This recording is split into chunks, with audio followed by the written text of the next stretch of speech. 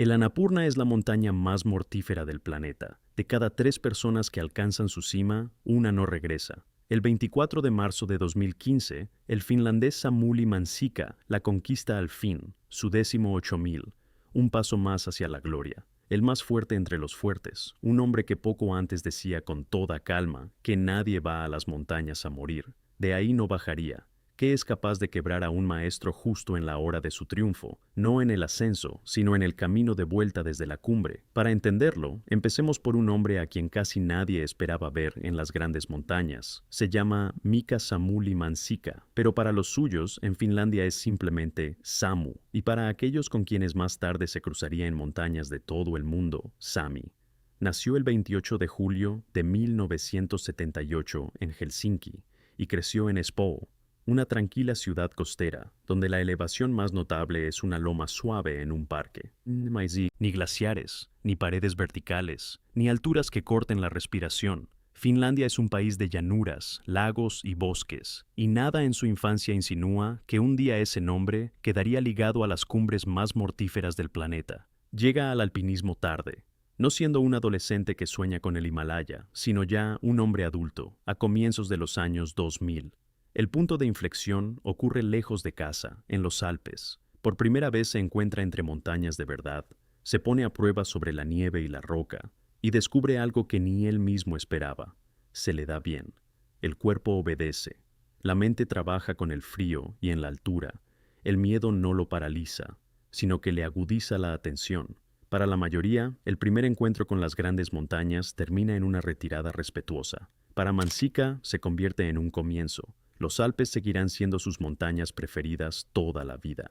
Más tarde recorrerá rutas 2 y 3 veces más altas, en otros continentes, pero su pensamiento volverá siempre a estas laderas, como al lugar donde todo empezó. Aquí entiende una cosa sencilla: las montañas no van de heroísmo, sino de precisión, de conocer los propios límites y no traspasarlos antes de tiempo. A partir de ahí todo se acelera. En apenas década y media, un finlandés corriente sin estirpe alpinista se transforma en uno de los montañeros de altura más fuertes de su país. Un hombre que trabaja allí donde casi no hay aire y donde el cuerpo poco a poco se rinde, en la llamada zona de la muerte. El camino desde aquella loma suave de Espoo hasta esa frontera resulta sorprendentemente corto. Lo empujó la casualidad.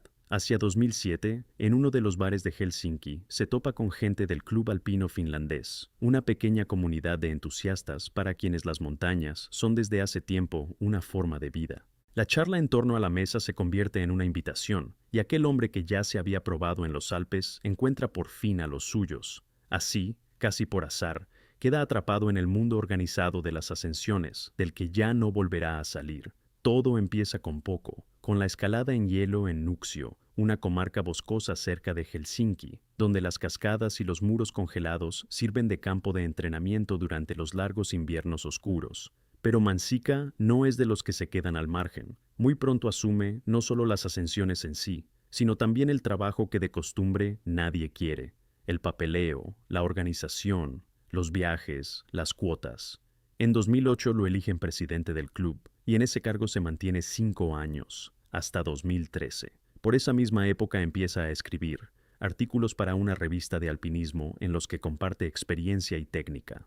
Más tarde lo admitirán en The Explorers Club, una asociación internacional de viajeros y exploradores a la que no entra cualquiera. Pero el club y las publicaciones son solo una cara de su vida. Las montañas dejan poco a poco de ser para él una mera afición y se convierten en su profesión. Monta su propio negocio, lleva clientes que pagan a treks y expediciones por todo el mundo y responde de la seguridad de otros en la altura. A comienzos de los años 2010 conviven en él 3 personas a la vez: el deportista, que necesita las cumbres más difíciles; el organizador, que carga sobre sus hombros el club y sus asuntos; y el guía, que conduce a otros y se gana la vida con ello. Estos 3 papeles unas veces se ayudarán y otras discutirán entre sí. Y al final, su combinación definirá tanto su fuerza en la montaña como la forma en que tomará decisiones allí donde el precio del error es especialmente alto. Los que más discuten dentro de él son 2, el deportista y el guía. Y esa disputa se ve mejor que nunca en la manera en que él mismo afronta los 8000. Sus ascensiones Mansikka las hace en el estilo más desnudo, en solitario. Eso no significa que esté completamente solo en toda la montaña, se trata de otra cosa. Por encima del campo base sube sin sherpas y sin compañero, contando solo consigo mismo, abre la huella él, carga el peso él, toma cada decisión él, y casi siempre sin oxígeno suplementario. A unos 8.000 metros de altura hay tan poco aire que el cuerpo empieza a apagarse lentamente y las ideas se confunden. La botella de oxígeno hace soportable esa zona enrarecida, pero para Manzica, renunciar al oxígeno es un principio. Así, opina, la ascensión se vuelve más honesta y más plena, y él mismo, más concentrado y atento al más mínimo cambio a su alrededor. En toda su carrera echará mano de la botella solo 2 veces, en el Everest y en el Lhotse. Pero en cuanto se pone el uniforme de guía, la lógica se invierte. Con sus clientes sube a montañas más sencillas y a treks, y aquí su tarea no es demostrarse nada a sí mismo, sino traer a la gente de vuelta con vida. En el Everest comercial defiende abiertamente el oxígeno embotellado. Para quienes tienen menos experiencia, no es un lujo, sino un factor de seguridad. Aquello a lo que renuncia para sí mismo lo considera obligatorio para los demás. En esto se resume todo Manzica. En la montaña para sí mismo, casi una seta que despoja a la ascensión de todo lo superfluo y deja el riesgo desnudo. En el trabajo, un profesional prudente que asegura cada paso de un extraño. Estos dos conviven en él, separados solo por de quién es la vida que está en juego, la suya propia o la del cliente. Con ese enfoque desdoblado pero entero, sale a las cumbres más altas del planeta, una tras otra. Empezó en 2006. Su primer gran objetivo es el Cho Oyu, un 8.000 de 8.188 metros en la frontera del Tíbet y Nepal, que a menudo se elige para el primer encuentro con semejante altura. Manzica lo sube sin oxígeno. Para un novato en esta liga es una declaración seria. Muchos pasan años en las aproximaciones a los 8.000 metros antes de atreverse con su primera cumbre, y a partir de ahí la cuenta se aceleró. En 2008 conquista 2 montañas de golpe, el Lhotse, la cuarta cima del planeta, con 8.516 metros, que se alza pegada al Everest, y de nuevo el Cho Oyu. Un año después le llega el turno al propio Everest. Al punto más alto de la Tierra, 8.848 metros, asciende no como solitario, sino al frente de una expedición comercial, guiando a sus clientes. En la cumbre, se convierte apenas en el cuarto finlandés de la historia. Antes que él, solo habían subido allí contados compatriotas. Ese mismo 2009 suma el Manaslu, 8.163 metros, otra vez en solitario y respirando por sí mismo. En 2010, Manzica traslada por primera vez sus ambiciones del Himalaya al Karakorum, una región montañosa, dura y despoblada al norte de Pakistán, donde el rescate en caso de desgracia es mucho más difícil que en las concurridas rutas nepalíes. Allí asciende al Gasherbrum Brum 2, 8.034 metros, al mismo modo, sin oxígeno. Si se junta todo, el cuadro resulta imponente. En 4 años corona 5 8000 distintos, y al Cho Oyu sube 2 veces. Tras ese ritmo no hay azar, sino cálculo. Con cada temporada eleva conscientemente el listón y avanza hacia lo que en este mundo se considera verdaderamente difícil. Las cumbres fáciles para sus parámetros ya están hechas. Por delante quedan montañas que perdonan mucho menos. Una de esas montañas es el Dhaulagiri, la 7ª cima del mundo, 8.167 metros. En 2011 Manzica la asciende igual que siempre, solo y sin oxígeno. La cumbre la conquista. Pero es justo aquí donde las montañas le muestran por primera vez lo estrecho que es ese margen de seguridad en el que ha acostumbrado a confiar. Primero el frío. A gran altura el frío no perdona la piel descubierta y Manzica se congela los dedos de las manos. Varias yemas no consigue salvarlas y las pierde para siempre. Esa marca lo acompañará hasta el final de su vida. Un recordatorio silencioso de que la altura tiene su precio, pero más peligroso que el frío resulta lo que ocurre en el descenso. Según su propio relato, queda atrapado en una densa bruma blanca, el llamado white out, cuando la nieve y la nube se funden en un velo continuo y desaparece todo sentido de la orientación. Ni suelo, ni cielo, ni línea de la ladera. No lleva GPS encima. Se desvía de la ruta y durante un rato vaga a ciegas por la enorme montaña, sin saber hacia dónde ir. En ese momento, como confiesa después, ya no cree que vaya a salir de allí y se despide mentalmente de la vida. Lo salva, en el fondo, la casualidad. En medio de la niebla blanca tropieza con las cuerdas fijas, las sogas ancladas a la ladera por las que se traza el camino de bajada. Aferrándose a ese hilo, encuentra la ruta y desciende con vida. Unos metros hacia un lado y todo podría haber acabado de otra manera. Cabría pensar que tras algo así, un hombre debería replantearse su estilo, tomar un compañero, oxígeno, un seguro más fiable. Mansica no cambia nada. Acepta lo ocurrido como parte del juego que juega de forma consciente y sigue subiendo como subía, solo, ligero, al límite. El Dhaulagiri no lo detiene, solo le muestra por dónde pasa la frontera y sigue adelante. En 2012 su objetivo es el Shishapangma, el más bajo de los 14 8027 metros, y el único situado por completo en el Tíbet. Asciende, como de costumbre, sin oxígeno. Pero esta montaña tiene una particularidad traicionera. Tiene dos cumbres, y hasta la verdadera, la principal, aún hay que recorrer una arista afilada y peligrosa. En lo más alto a Mansica lo vuelve a cubrir el mal tiempo y la mala visibilidad, y no puede afirmar con certeza si estuvo en la cima auténtica o en la algo más baja, la vecina. Y aquí un detalle revelador. En lugar de apuntarse la victoria, reconoce con honestidad su duda. Esa montaña no se la cuenta como conseguida. Después vienen cumbres más exigentes. En 2013, solo y sin oxígeno, conquista el Makalu, la quinta montaña del planeta, 8.485 metros, una pirámide afilada de nieve y roca, una de las más difíciles del Himalaya. Un año más tarde, en 2014, con el mismo estilo, asciende al Kangchenjunga, la tercera cima del mundo, 8.586 metros, lejana y descomunal. Y aquí asoma una pauta inquietante. Cuanto más difícil y alta es la montaña, mayor es su apuesta personal, porque sigue sin llevar oxígeno.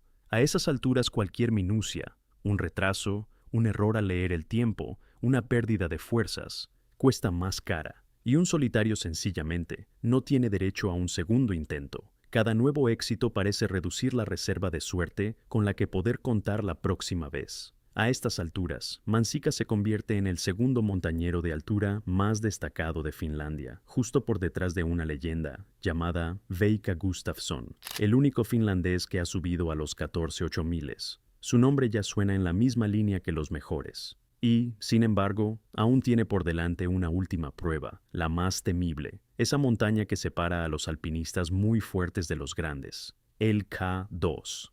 El K2, 8.611 metros, es la segunda cima del planeta y, en opinión unánime de los alpinistas, el más difícil de todos los 8.000. El Everest es más alto, pero el K2 es más empinado, más técnico y más peligroso. Aquí no hay caminos fáciles, y cada metro hay que arrancárselo a hielo y roca verticales. En el verano de 2014, Mansica lo afronta por el espolón de los Abruzos, la ruta clásica de ascenso, y, como siempre en él, sin compañero y sin botella.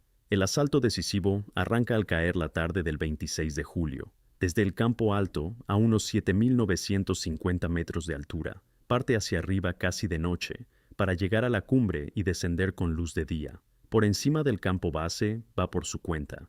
Ni sherpas que carguen el peso y fijen las cuerdas, ni compañero que lo asegure en el mal momento. Solo él, la montaña y la oscuridad. A semejante altura, cada paso se da a duras penas, el cuerpo se sostiene con el escaso oxígeno del propio aire, y el frío nocturno cala hasta los huesos. Hay un detalle que habla mejor que cualquier palabra de su forma en aquellas horas.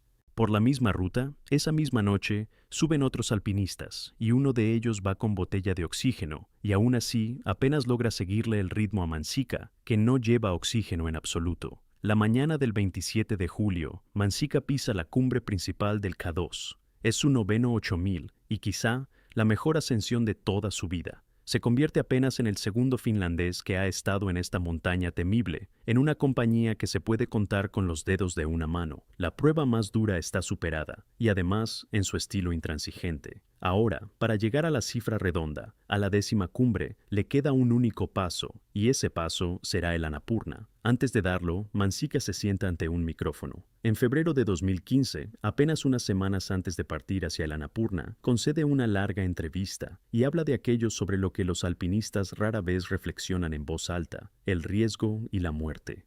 No se parece en nada a un hombre enamorado del peligro por el peligro. Nadie, dice, Va a las montañas con la idea de morir allí. Todos van a vivir, no a morir. Es más, por su propia confesión, una velocidad corriente de 120 kilómetros por hora en la carretera lo asusta más que un 8000 entero. En esto se resume toda su mirada serena. Mide el riesgo en frío, sin pose y sin romanticismo, como un ingeniero evalúa la carga sobre una estructura. Se muestra especialmente tajante con esa frase consoladora tan repetida tras la muerte de los alpinistas, que el hombre se fue haciendo lo que amaba. Mansica la considera poco sincera. No quiere que su propia muerte la adornen algún día con palabras bonitas. Y a la pregunta de qué final desea para sí mismo, responde con sencillez, casi de manera hogareña. Querría morir a los 100 años, rodeado de los suyos. Así lo conocen también en la comunidad alpinista, como un solitario sin miedo en las paredes más temibles y, a la vez, un guía sereno y atento en quien se puede confiar. Un hombre en la cima de su forma y su lucidez, seguro de lo que hace y muy consciente de aquello a lo que se expone. Y unas semanas después, recoge el equipo y se marcha a Nepal, al pie de su 10ª montaña. El Annapurna, más exactamente el Annapurna 1, 8091 metros, se alza en pleno corazón de Nepal. Fue precisamente él, en el lejano año 1950, la primera de todos los 8000 que el ser humano conquistó, y desde entonces arrastra una fama sombría. Para Mansica es la 10ª gran cumbre, y aquí la apuesta es especial. Si la consigue, y en verano, 2 montañas más previstas. Para completar la lista de los 14 8000, solo le quedarán el Nanga Parbat y el Shishapangma, hasta esa misma corona que de momento solo ha logrado un único finlandés. Pero el Annapurna no es una simple marca más en la lista. En aquel momento se lo considera el más mortífero de todos los 8000. A grandes rasgos, una muerte por cada 3 ascensos a la cumbre. La causa principal son las avalanchas y los desprendimientos de hielo, que se sueltan en sus laderas a menudo y sin aviso. Aquí no siempre salvan la experiencia y la fuerza, y mucho lo decide la simple suerte. A la montaña, Mansica llega como alpinista independiente. Los servicios del campo base se los compra a un operador nepalí, y al equipo en la ruta lo conduce el guía local Mingma Gyalje Sherpa. Junto a él va también el experimentado alpinista nepalí Pemba Sherpa, no su guía personal, sino un fuerte integrante del mismo grupo. Desde el primer momento la montaña los recibe con hostilidad. Es comienzo de primavera, pero las condiciones son casi invernales. La nieve por sitios llega a la cintura. La visibilidad se pierde una y otra vez en un velo blanco continuo, y en una ocasión muy cerca se desprende una avalancha y los cubre de polvo de nieve. El propio Mansica describe el ascenso al campo intermedio como un auténtico infierno. Más tarde los especialistas calificarán la idea misma de ir al Annapurna tan temprano, en condiciones invernales, de decisión discutible y arriesgada. Pero el equipo ya está en la montaña y no piensa retirarse. El día decisivo llega de madrugada el 24 de marzo. El grupo sale al asalto desde el campo alto, montado a unos 7000 metros de altura. Por delante, el último envite hacia la cumbre por una nieve profunda y pesada. La mayor parte del camino va primero Mansica. En lenguaje alpinista a esto se le llama abrir huella, trazar el rastro en la nieve virgen, hundiéndose hasta la rodilla y más, para que los que van detrás avancen por un sendero ya pisado. Es un trabajo agotador. En el fondo, gasta sus fuerzas por todos, pero el ritmo sigue siendo lento. Hay demasiada nieve y el tiempo se va. A las 2 de la tarde, la cumbre sigue sin verse, y entonces el jefe del equipo toma una decisión sensata. Es hora de dar la vuelta. En la montaña, esa es la regla de oro. Si no estás en la cumbre a la hora fijada, das media vuelta para llegar a tiempo de bajar. El grupo ya está dispuesto a retirarse, pero Mansica, que conoce bien esta ruta, pide esperar. Sube un poco más, y desde allí les grita a los demás que la cumbre se ve, que está muy cerca. Esas palabras lo cambian todo. Animado, el grupo hace un último esfuerzo y sube. A las 2:45 de la tarde del 24 de marzo, Samuli Mansica pisa la cima del Annapurna. El 10.000 está conquistado. Gracias a su tesón, arriba llega todo el equipo. 13 personas que apenas unos minutos antes se preparaban para dar la vuelta. Para Mansica es el momento al que llevaba años acercándose. Una gran cumbre más a sus espaldas y una prueba más de que su camino es el correcto. Pero el triunfo llega demasiado tarde. Demorarse tanto en lo más alto es ya un límite peligroso. Hasta que oscurezca queda muy poco tiempo para descender con seguridad, y hay que bajar lejos y por un terreno complicado, donde cada minuto cuenta, y a partir de ahí los acontecimientos se descontrolan. La oscuridad alcanza al grupo en lo alto de la montaña, todavía en el descenso. En la penumbra y luego en plena tiniebla, la gente pierde el camino. Encontrar la ruta correcta por una ladera nevada, inmensa en la oscuridad, es casi imposible. Moverse a ciegas es demasiado peligroso, y al equipo extenuado no le queda más remedio que detenerse y aguardar la noche allí mismo, a unos 7.400 metros. Un vivac forzoso a semejante altura, sin tiendas ni calor, en el aire enrarecido, es una de las pruebas más duras que pueden tocarle a un alpinista. Aquí, al límite, el cuerpo no se recupera, sino que cede lentamente. Esa noche les sale cara a todos. El frío llega hasta la gente, y varios sufren graves congelaciones. Uno de ellos, por culpa de esa noche, perderá después varios dedos, y aún así la mayoría resiste. 11 de los 13 acabarán por descender. Pero al que peor le va es al propio Mansica. Es el único del grupo que va sin oxígeno, y ahora, tras el día interminable abriendo huella y la noche helada en la altura, le toca pagar por ello. Por todos los indicios, le empieza el mal de altura, un estado peligroso en el que la falta de oxígeno enturbia la conciencia, debilita el cuerpo, y la persona deja de entender con claridad lo que la rodea, y pierde la capacidad de juzgar el peligro con sensatez. El alpinista más fuerte del equipo, el que apenas unas horas antes había llevado a todos a la cumbre, al amanecer resulta ser el más vulnerable de todos. ¿Qué ocurre exactamente a partir de ahí? Se sabe casi por una sola persona, y eso hace que el cuadro sea a la vez nítido y movedizo. El único testigo directo es el alpinista chino Zhang Liang, que esa noche se encuentra cerca. Su relato no son meras palabras. Según los datos de la investigación posterior, se confirma con un vídeo que Zhang graba allí mismo, en la altura, en la oscuridad. Según ese testimonio, el cuadro es así. En cierto momento Mansica se pone en pie. Su conciencia para esa hora ya está nublada por el mal de altura, y en ese estado se suelta de la cuerda de seguridad, ese mismo hilo que une a la gente y la mantiene sujeta a la ladera. Luego avanza unos metros hacia un lado, pasando junto a sus compañeros. Estos lo llaman. Le preguntan qué hace, a dónde va. Él no responde. Y después desaparece en la oscuridad. Se precipita por la ladera. Junto con él, se trunca también la vida de su compañero, Pemba Sherpa. Dos fuertes montañeros que aún esa mañana estaban en la cumbre mueren en el descenso, sin llegar nunca al campo que los habría salvado. Como causa oficial, se señala la caída. La muerte de Mansica la confirman tanto las autoridades de Finlandia como el Ministerio de Turismo de Nepal, y el jefe del equipo comunicará después con parquedad lo esencial. En el camino de vuelta desde la cumbre, el grupo perdió a un alpinista extranjero y a un buen amigo nepalí. Tras esas palabras secas está el final de un hombre que toda su vida calculó el peligro con más frialdad que muchos, y a quien en sus últimos minutos no lo traiciona el miedo ni un error de cálculo, sino el propio aire enrarecido que le robó la claridad de pensamiento. Los que quedan abajo hacen todo lo que pueden.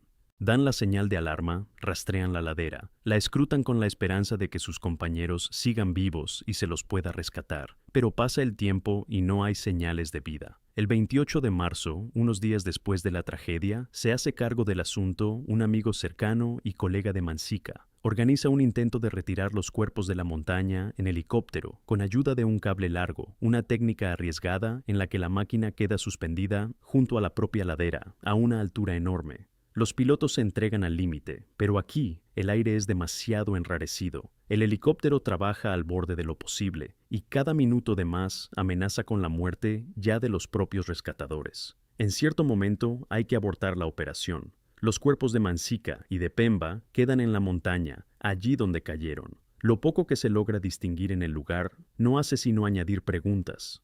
Los cuerpos yacen lejos uno del otro y no están unidos por una misma cuerda, y más arriba en la ladera se aprecian rastros de nieve desprendida. De ahí podría reconstruirse una versión propia de lo ocurrido, pero no acaba de coincidir con el relato del testigo, que lo vio de otra manera. Y así resulta que esta historia no tiene un único cuadro indiscutible. Los primeros informes describían incluso un curso distinto de los hechos, como si Mansica hubiera descendido solo y se hubiera precipitado en solitario. Discrepan hasta las cifras más simples. ¿A qué altura encontraron los cuerpos? ¿Desde qué altura se produjo la caída?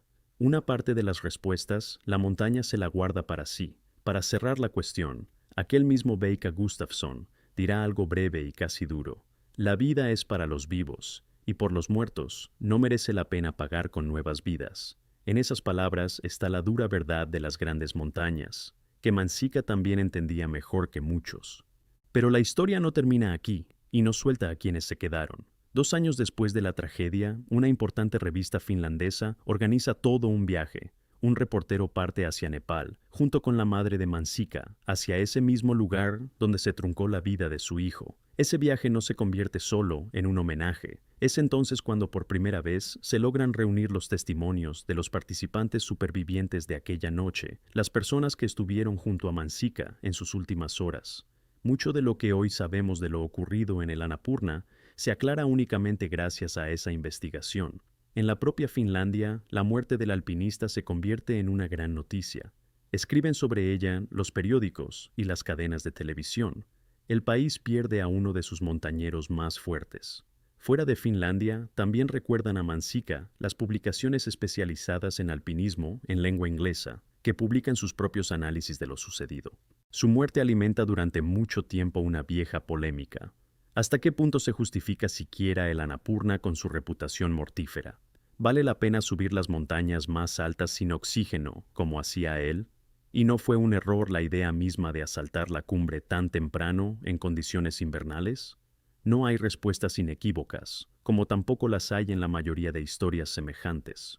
Pero la memoria de Mansica no vive solo en las polémicas. En su honor, se instituye un premio de alpinismo que apoya a los montañeros que se plantean metas verdaderamente difíciles. Es, quizá, el monumento más exacto a un hombre que toda su vida eligió no los caminos fáciles, sino los más arduos. Un finlandés corriente de Espoo, llegado tarde a la montaña, queda para siempre entre los pocos que ascendieron más alto que casi todos, y que pagaron por ello el precio más alto.